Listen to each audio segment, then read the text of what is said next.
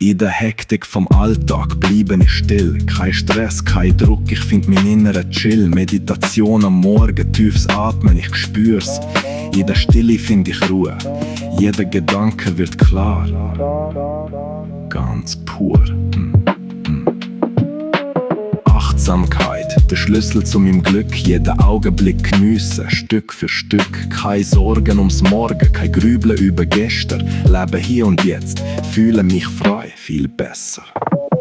Jeder Moment ein Geschenk, wo man nicht ersetzen kann.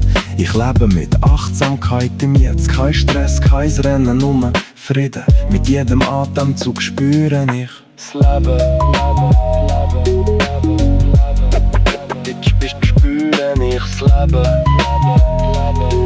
Yeah.